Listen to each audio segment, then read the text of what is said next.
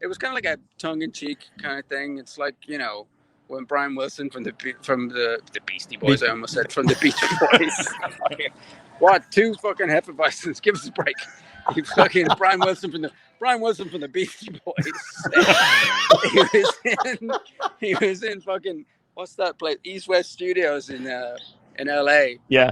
And he said they were making pet sounds, and the producer was like, the engineer turned around and said, like, you know, okay, I think the track is done. What else do we need? And Brian Wilson, without a trace of irony, just looked straight at him and went, "Could we get a horse in here? You want to get a fucking horse into this."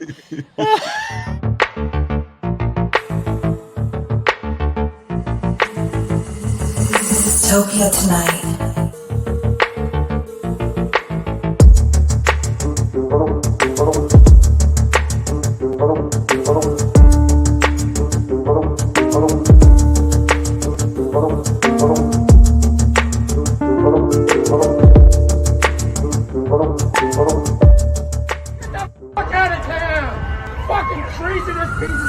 Dystopia tonight.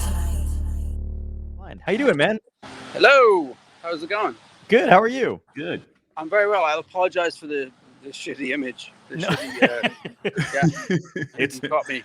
Totally fine, man. I'm glad you're out having a good time. I'm outside the bar. We just finished in the studio today, so we just came out to get a drink. So I brought my drink with me. So fantastic. I tried to look like a kind of spooky movie. Yeah. This is the part of the scene where somebody kidnaps you, and then we have to try to find you. Dude, we're in the middle of Texas. Don't even. Oh, Jesus Christ! Okay, you don't know who's living next door. Yeah. Oh my God! So you guys were in the. You guys just came out with the album that we have on the side here. Our Band Apart. Are you guys working on something new? Gosh, you know. Are you allowed to say it? Everybody's asking us that right now. I don't think we're letting the ball go on exactly what it is we're doing here right now. Cool. But it's really cool. That's awesome. I'm excited. You know, gosh, what can I say? The 25th anniversary of the self-titled record is coming up.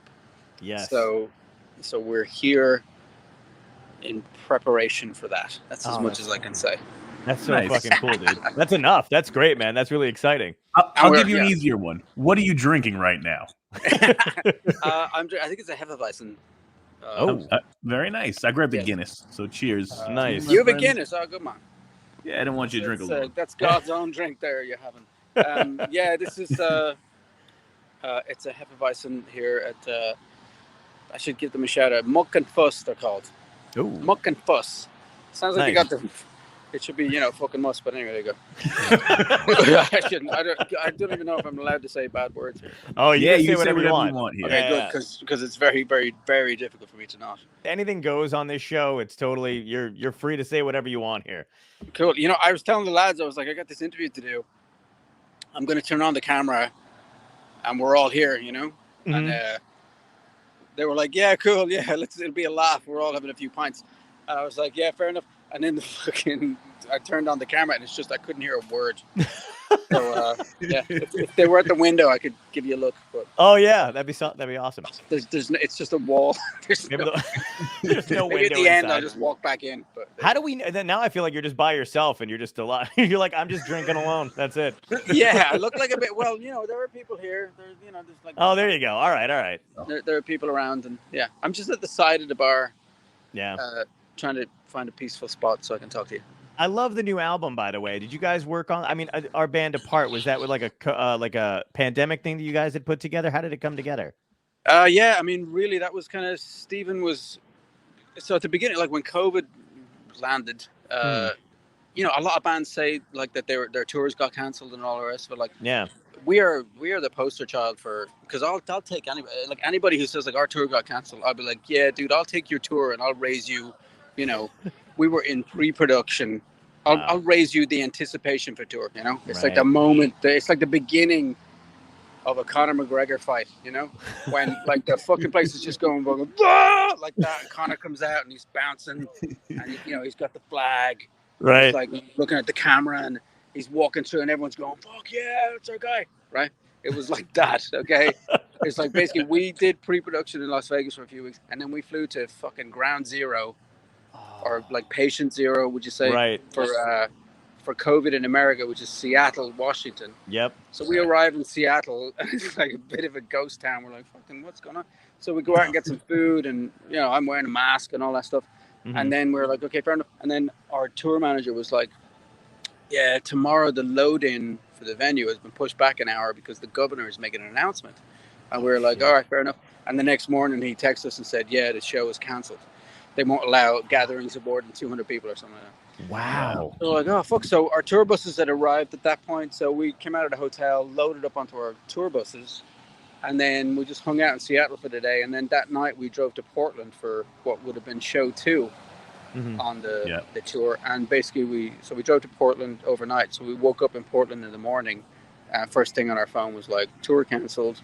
Here's your flights. We were all like, fuck. So we were, we'd done all the preparation, and we didn't even get to do one gig. We were like that fucking close, man. Yeah.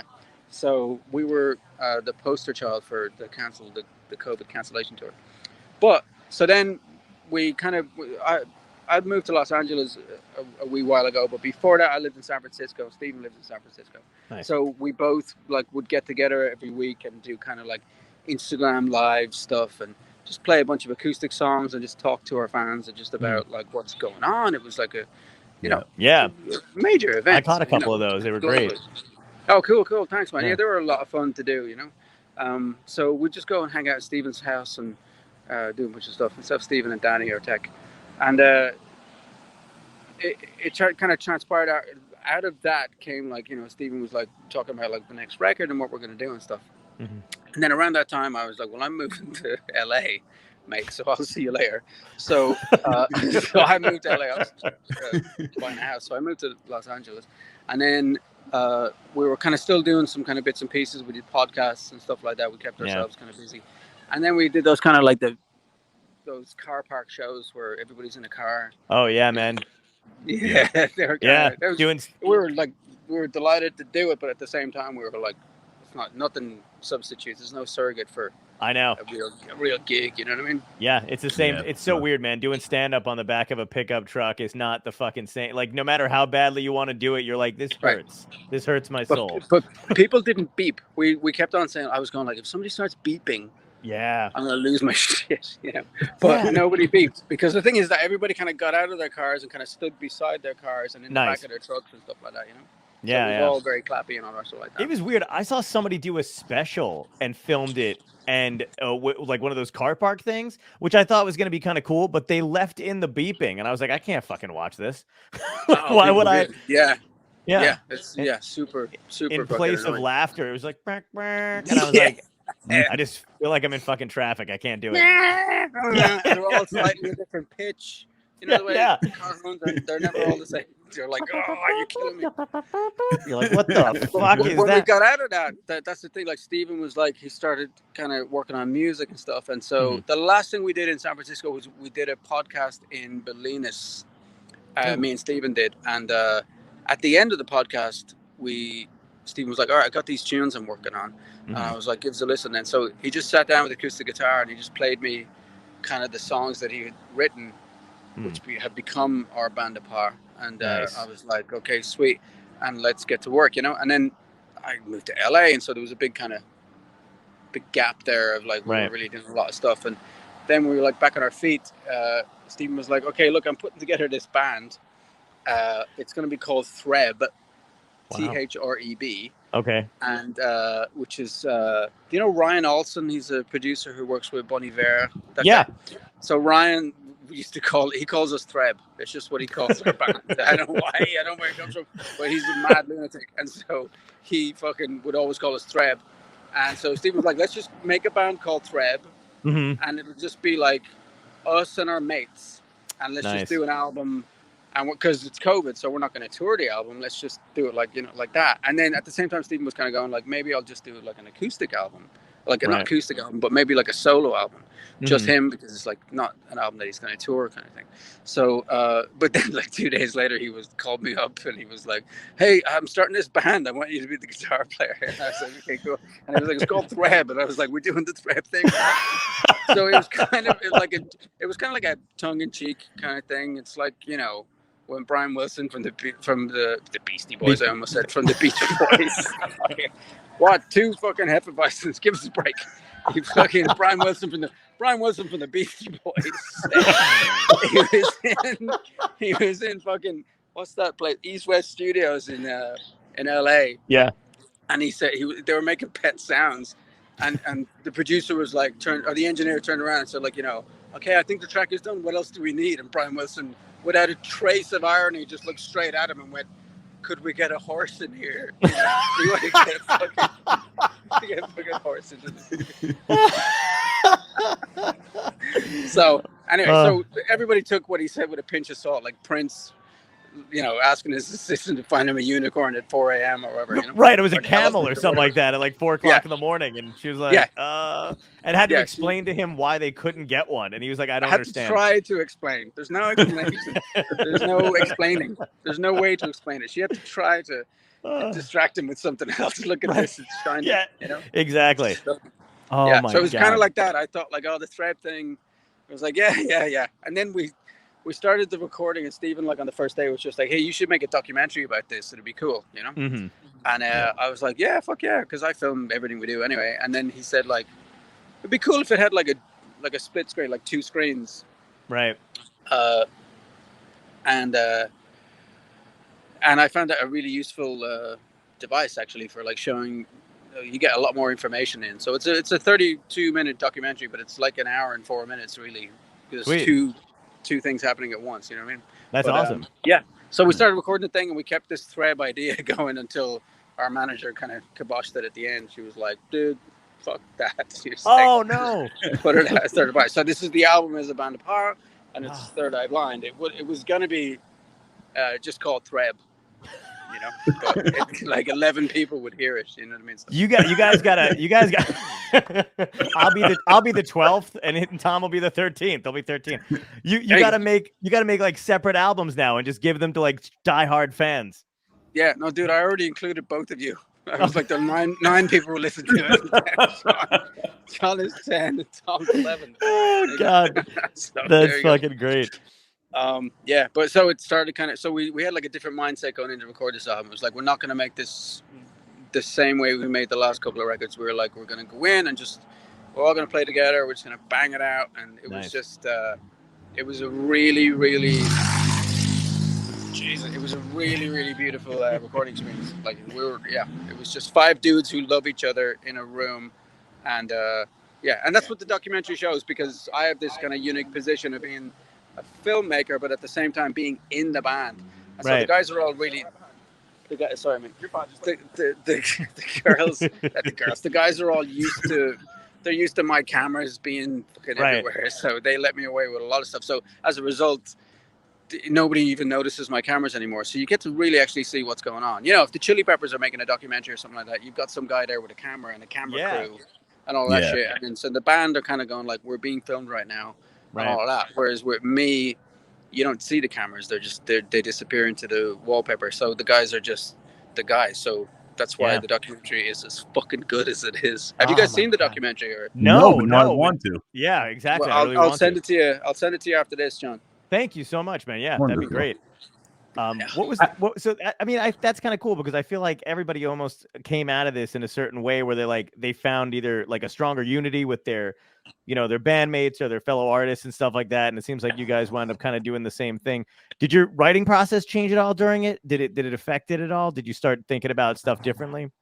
I mean, honestly, the main thing that changed, like that was different about this album, was that Stephen kind of came to the record with, he came in with like these kind of finished songs and really solidified kind of ideas of like, this is what this is going to be.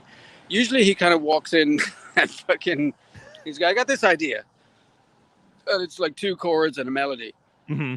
And then we kind of bash it out, Nice. And then Colin, obviously, our producer and our keyboard player, Colin, is like, he's just a reservoir of ideas when it comes to musicality. So Stephen would just bounce ideas off Colin, and then the songs would start to manifest themselves, and we'd all get together and put in our own little bits to it. You know what I mean? Sweet. But with this record, Stephen kind of had, I would say, like maybe 70 or 80% of the record, you know, written and Right. ready to start recording on. You know what I mean? And then the idea was that because the whole band, our bass player Cavi moved to LA about 6 months before I did, and then I moved to LA, and Colin already lived in LA, and Brad's been living in LA for years. So Stephen's the only one back in San Francisco. And so basically Stephen decided, well, we're going to record the album in Los Angeles then. And he basically moved to LA for like 2.5 months. So we did we did pre-production in West Hollywood. And so we just sat down in a room with acoustic guitars just to like flesh out the songs and work out the bits. And we all just kind of sang, you know, it was like, if anybody is, Stephen was like, if anybody can't hear the vocal at any point in these rehearsals, then you're not doing your gig. You know what I mean? You're not working properly. Because it was like, the idea was that we're not going to be like, you know, trying to work out like if it's going to be an A minor or if it's going to be a G. Right. We're not trying to shout over the fucking drummer who's like still banging away. You know, because normally we're in these kind of very big environments. Everybody's got in-ear monitors and all that shit, you know. But this was like we're in like around a coffee table with acoustic guitars just bashing out the tunes, you know. So we did that for a few weeks, and then we went into the studio in Eagle Rock, a really beautiful studio there, and we just went in and just fleshed out the ideas. So it was a different mindset, and I think it's something that we're keeping going, because certainly these recording sessions that we're doing right now, that's the exact way that we're doing it, you know? And then like Dust Storm is a song that, it's a really personal song for me, because it was a song that that I wrote, that I was kind of writing it as we started the West Hollywood rehearsals, and my wife was pregnant and, you know, very close to popping, so I would play the song to her tummy basically in the evenings. So it was kind of referred to in our house as insert baby's name song. It was like, and so I would play that like that, and then I was just kind of banging around on it in rehearsals, and Stephen just started singing along with it, and then it just became Dust Storm. So that song Dust Storm is particularly close to my heart. That's a great song. That's a great song on the album too. I love that. I didn't even know the story behind it. That's incredible. Yeah, well, when you watch the documentary, you'll see. I seriously, behind it. Yeah. I'm so glad there's a documentary now. Was that something that was like, did you have to kind of ease everybody into your camera stuff and like video and filming and stuff like that, or did everybody kind of embrace it when you came into the band? Yeah, my dad's a photographer. He's a professional photographer, so I've always had that kind of. I've always been the nerd with the camera. So, so I think at some point the guys just kind of got used to it. There was I didn't say, hey, do you mind, or right, you know, any of that kind of stuff. I was just kind of documenting what we were at, because I just thought it was exciting and interesting, and you know, you get to do a lot of amazing stuff when you play in a band like this. You know what I mean? Yeah. So. But I always find that people kind of appreciate the guy with the camera, because I was like, even for like just friends and stuff like that, like initially I feel like I was always that person with a ton of pictures of everybody, cameras, documenting whatever we are. And I'm the same guy when I'm on the road with like other comics. I always have a camera or somebody taking pictures of people doing whatever on stage. And I feel like in the beginning, they're always like, you know, enjoy the moment, take it, whatever. And then like weeks will go by and they'll be like, do you have any pictures from when we were on the, like, yes, of course I do. Yeah, that's the exact, I'm so happy that you said that, because that's the exact experience that I've had with my camera obsession, because I was always the kid with the fucking camcorder. As soon as I could get one, I had one. So even my mates from back in Dublin, they were like, you know, at the time it was always like, oh, you know, put that away. Exactly. You know, you put the camera in their face and be like, oh, like that. And then, you know, years go by, and then I'm like, here we are outside. We went to see At the Drive-In in Dublin one night, and I filmed a bunch of the gig, and then I filmed us outside talking about it, you know what I mean? And at the time, they were all like, oh, being shy, all that shit. But then years later, I was like, hey, remember this? Yeah. And I sent them like a wee clip of it, and they were like, and they all just opened up to like, you know, dude, I'm fucking so glad that you were there doing that, because that's like, how else would you have that? Yeah, you know? Exactly. Yeah. And that shit lives forever. It really does, you know? So like the guys are kind of, they'll always take the piss out of it, you know? Oh, there's another fucking camera, like that. But very, very quickly, they all forget the cameras are there. And that's when you really get the real true experience. And I mean, I think that's that's really unique to Third Eye Blind, because I don't know any other bands who have a fucking filmmaker playing lead guitar. You know?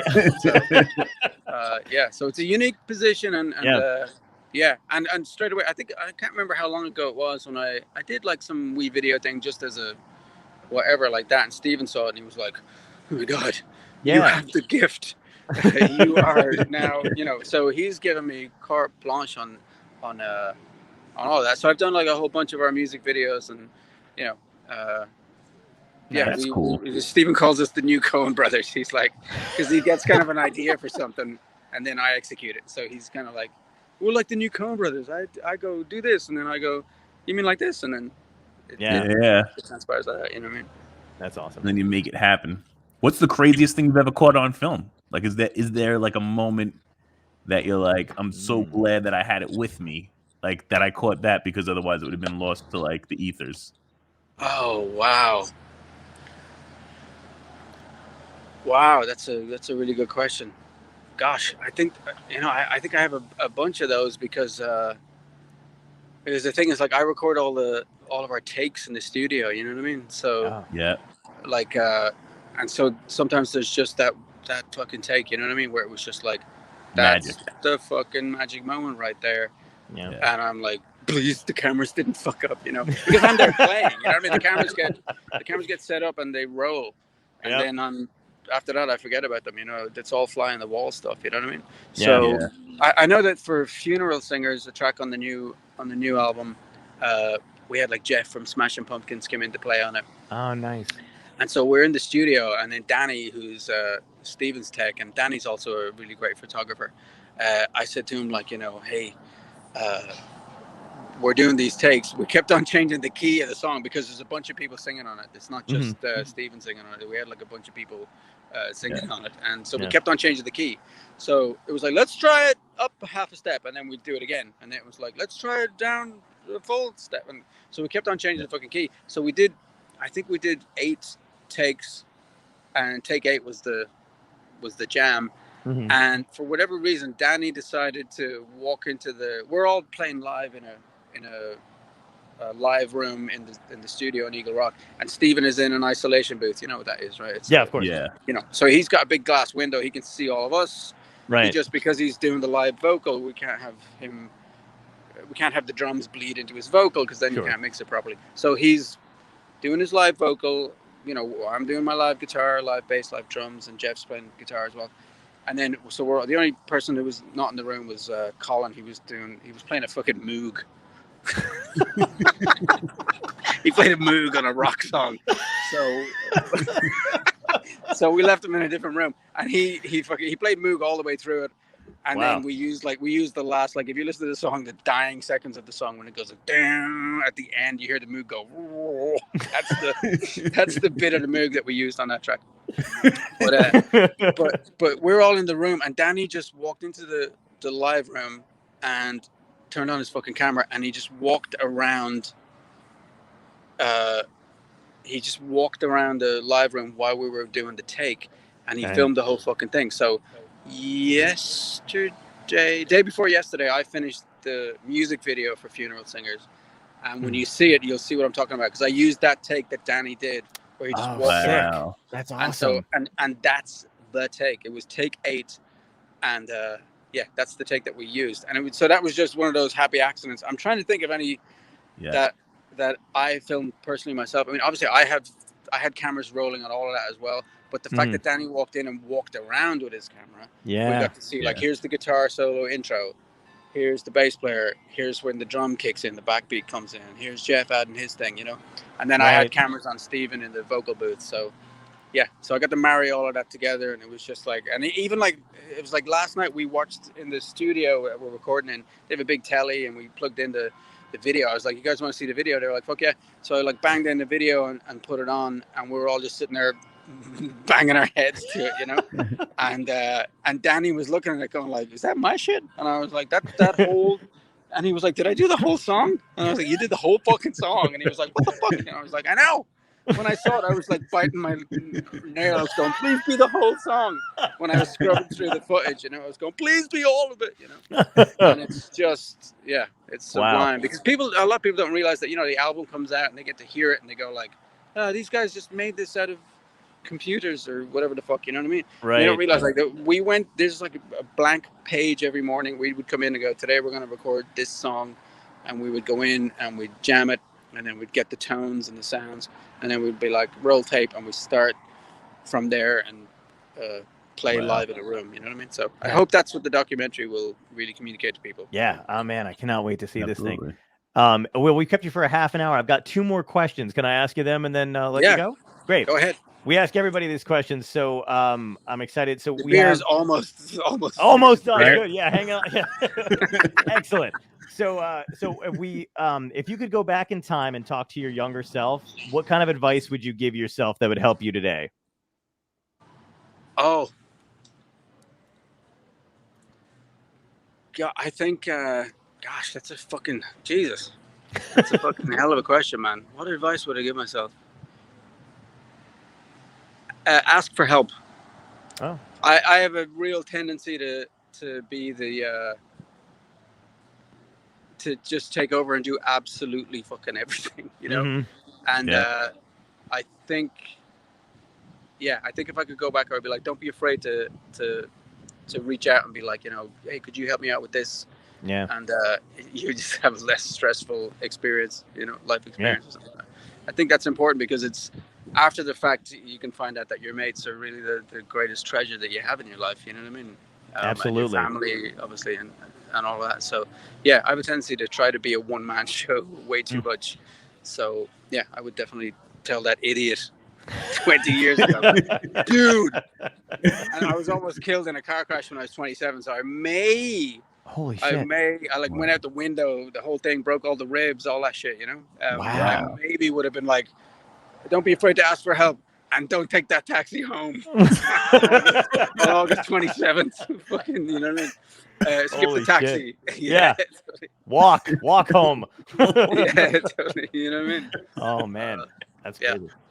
And last question, what had to end in your life, whether it's good or bad, what had to end in your life that led you to where you are today? What had to end in my life that led me here? Yeah, I don't think there's an answer for that. I don't think I stopped doing anything that I had been doing before. Cool. I mean, that led me, like everything that you do. I don't know where you guys land on the topic of the notion of free will, but I'm a stern believer that free will is like we are the observers of our thoughts and actions. We are not the orchestrators of them. So I don't know that there's a way to answer that. That would be satisfactory. Really, I don't. I didn't like, stop surfing or something, and then it became right. You know what I mean? I was always like. Here's the thing. Like, I'll tell you this, mate. I was in college. I went to art college. I studied animation in college. Nice. My best mate in college was Jared, and we used to like stare out the window, and he was like, I just don't know. I don't know what I'm gonna do in my life. Right? We were that age. We were like that fucking guy. Right? And he was like, I don't know what I'm gonna do. And I was like, mate, I'm gonna go move to America and go play in a big band. That's what I'm gonna do. It's gonna be my band or it's gonna be somebody's band. I'm gonna join, something like that. But I was always utterly fixated with the notion that I would go and do that, right? And he always used to say like, oh, at least you know what you want to do, Right. So I was walking around with the camera and taking pictures of everybody and utterly obsessed with the guitar and, Woody Allen movies and Lego and Star Wars. I don't think I didn't give up any of that shit. I was looking at a Lego set yesterday. I was looking at a fucking Lego set yesterday and I was going like, fucking because the kid is he's 4.5 months now, our little boy. Oh, nice. So I was like, how old? how soon can I start buying him Lego? Because I'm obsessed with it. You know what I mean? So I was looking at Lego sets yesterday and going like, fuck. That's great, man. It says like 8 and up, and I'm going like, come on. Yeah. Don't you have any for infants? It's got to be a couple. Just give him 2 blocks and maybe a figurine or something. Even that Duplo shit, you know, the Lego Duplo? Yes. Yeah, Yeah. even that shit is like fucking like 3 it up or something. It's like, come on, man. What's Wow, the harm? The They're toy big companies red are bricks. ageist, but in the other Yeah, direction. they're totally ageist. Yeah, the Lego guys are ageists. That's incredible. What's your favorite Lego set that you put together? Oh, my Lego Star Wars at. I mean, it's just Yeah. it's just the one that gave me the most joy Nice. building it. It Yeah. was just like all the way through it. I was like stayed up like a night and fucking Oh my God. did a time lapse of it too. It's pretty epic. Well, That's awesome. Yeah. One of my roommates that I used to live with, again, the Lego Star Wars are the best one, but he used to put all that stuff together, and eventually we just had them like hanging up in our apartment, like the Millennium Falcon and like Boba Fett ship. It was just so fucking cool. Every time I'd come home, it was just like all that shit greeting you in the thing, and sometimes you'd have a new one held up, so it was just amazing. Loved it. Yeah, I want to get there because like I've got a whole bunch of stuff and it's kind of in storage at the moment because I moved to LA and I was like, I'm gonna buy a house. It'll probably take 6 weeks. Yeah. And you know, so everything was in storage and it's turned into fucking when I moved to LA last November. So it's almost a year. But I did buy a house, so nice. Congrats. Yeah, so working on getting all that moved over there and building a studio. So I have like a bunch of vintage Star Wars toys from like 77 Kenner and 81 Kenner. Oh my God. Original ads, original TIE fighters. Oh, Dude, nice. I could talk for another 4 hours about that. Yeah, you'll have to come back, man. We can nerd out. That'd be great. Yeah, let's do it. Without a doubt. When you're ready, let me know because my other like my business in pre-pandemic world, we build like man caves, and I feel like that would be such a fun man cave to build, like trying to tie in the Lego and everything. Yeah, well, really I have a cool. pretty solid design on the studio right now because it's like there's isolation boot and stuff like that in it. You know, what I mean? It's like it's a working studio. You know, so Yeah. But at the same time, I'm like I could kind of marry it into like a man cave. Like We could find another room and there'll all be a shoot. projector screen at one end for watching movies and stuff like that. You know what I mean? When the boys Yeah. come over, I can be like, yeah, we're just gonna go to the studio, honey. We're working. we're gonna go record an album. Yeah, out here in the studio. Literally watching all the Star Wars. Yeah, chronological Lego. order. Like we're playing with Lego, watching fucking Empire Strikes Back.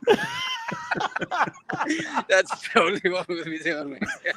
Oh my God, that's great. Yeah, it's a ruse. Yeah, totally. Building a studio. Yeah, you are. Building a fucking dollhouse, man. You know. Set it up so when people walk downstairs, the Empire's March plays in the background. Like, this is fucking Oh awesome. my God. That's the best idea. Yeah, when you walk in the door, it's just like Exactly. Yes. Oh my God. That'd be amazing. Thanks. Well, thank you so much for coming on, dude. I don't want to keep you any longer than we said we were going to keep you. This has been a blast. No worries. Yeah. Yeah, Thank man, you we'll so much. do it again. Cheers, man. Thanks for Yep. having me. Yeah. Looking Cheers, looking forward to watching the documentary too, man. Thank you. Sweet. Well, Yeah, cheers man. to you. Yep. Cheers to you. Pleasure, man. Thanks. All right, Peace. man. Have a Thanks great very one. much. Take care. Thank Bye-bye. you.